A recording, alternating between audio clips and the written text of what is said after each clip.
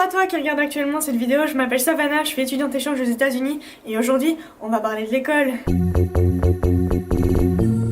Alors je sais que si tu t'es déjà renseigné sur les États-Unis avant de regarder cette vidéo, t'as certainement dû entendre que l'école aux États-Unis c'était très facile. Et dans mon cas, je peux pas vraiment dire le contraire. T'as certainement aussi dû entendre ou avoir l'impression qu'aux États-Unis, toutes les écoles sont super grandes. Et ça par contre, c'est pas vrai. Voilà, désolée.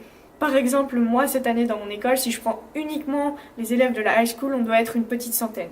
Donc quand je dis une petite centaine, c'est peut-être genre 102 à tout casser, hein, qui est aussi le nombre de passagers du Mayflower, donc tu peux aller voir la vidéo si tu l'as pas encore vue. Sinon, si on parle essentiellement des cours, il est vrai que les cours aux États-Unis sont vraiment beaucoup plus faciles.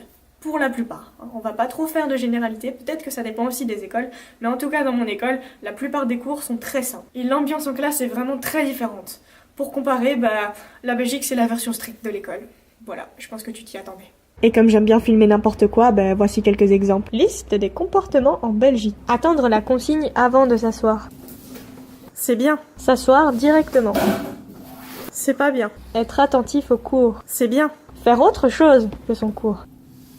C'est pas bien. Lever la main avant d'être interrogé. C'est bien. Parler sans être interrogé. Christophe Colomb. C'est pas bien. Bavarder. C'est pas bien. Utiliser son téléphone. C'est pas bien. Utiliser son PC. Non, je rigole, c'est même pas. Liste des comportements aux États-Unis. Mettre les pieds sur le banc.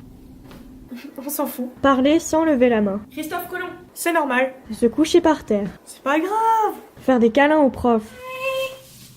Ah oui, pourquoi pas. Les situations critiques.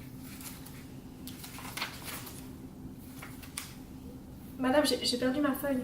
Ah moi je fais le nombre exact de copies, donc tu peux prendre la feuille de quelqu'un d'autre et aller faire une copie toi-même. Ah c'est pas grave, attends, tiens, je vais t'en donner une. Tiens, je t'en donne même deux, comme ça t'es sûr de plus les perdre, ok? Les contrôles. Ok, alors j'ai fait le contrôle. Je vous les rends aujourd'hui, si je les récupère pas demain, je rajoute un 0 sur 10. Ok? J'espère qu'on s'est compris. Ok, est-ce que quelqu'un veut ses contrôles? Non? Ok. Quand t'es très fatigué. Madame, s'il vous plaît, on peut rien faire aujourd'hui. C'est vrai que c'est la fin de semaine, on peut rien faire aujourd'hui, mais alors demain on travaille, ok? Non, je rigole, en Belgique il faut même pas essayer de demander. À la limite, la réaction que tu risques d'avoir si tu demandes ce genre de choses à ton prof, c'est le désespoir. Alors je dis pas que tous les profs sont comme ça en Belgique. J'ai eu de très bons profs, que je vais pas trop citer parce que si jamais un jour ils regardent cette vidéo, après peut-être qu'ils vont prendre la grosse tête et ce serait dommage. Et je dis pas non plus que tous les profs de toutes les écoles aux États-Unis sont super cool, mais je dis juste qu'en règle générale, t'as quand même plus de chances de les trouver là-bas qu'en Belgique. Un autre truc qui m'a surpris aux États-Unis, c'est quand j'ai enfin découvert à quoi correspondait la lettre A, B, C, D, E. Parce que moi, je pensais qu'un A, disons que c'était 20 sur 20, puis qu'un C, c'était un peu plus que la moitié quand même, puis que un D, c'était l'équivalent de 5 sur 20, et puis que le 0 c'était l'équivalent du E, quoi. Que t'avais vraiment raté, voilà, 0, t'es nul, voilà. Mais non.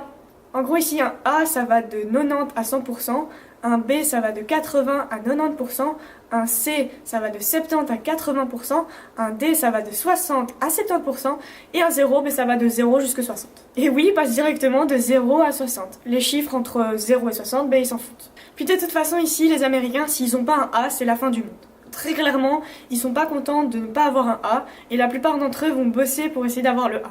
Alors que moi, perso, il y a des cours en Belgique, j'étais contente d'avoir un C. Un C, ça m'allait très bien. Après, ici, il faut comprendre que le A, c'est très important pour la simple et bonne raison que l'université et le collège coûtent vraiment très cher et qu'ils ont beaucoup de bourses à compléter et que voilà, c'est joli d'avoir un bulletin qu'avec des A. Après, j'aurais tendance à dire qu'obtenir un A aux États-Unis, c'est déjà beaucoup plus simple qu'en Belgique pour la simple et bonne raison que tous les devoirs sont cotés.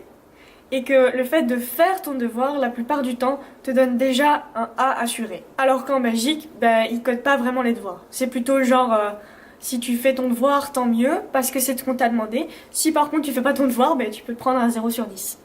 J'adore la Belgique. Il y a encore certainement plein de choses à dire sur l'école, comme par exemple le fait que dans beaucoup d'écoles aux États-Unis, en première heure, ils ont ce qu'on appelle the Pledge of Allegiance, qui est en gros des mots qu'on récite au drapeau américain, que je vais mettre juste après, comme ça tu peux entendre. Attention, t'es prêt?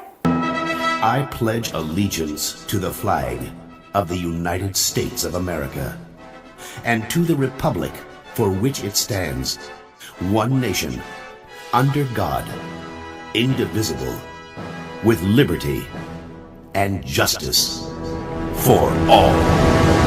Faut savoir que le pledge il mériterait pratiquement une petite vidéo à lui tout seul, et j'y penserai. Mais comme je veux vraiment que tu aies la chance de poser plein de questions en commentaire, je vais m'arrêter là, donc n'hésite vraiment pas à mettre plein de questions dans les commentaires, n'hésite pas non plus à liker la vidéo si elle t'a plu, si t'as appris quelque chose. Tu peux aussi partager ma vidéo, ce qui m'aiderait vraiment beaucoup, et ce qui me ferait en même temps très plaisir.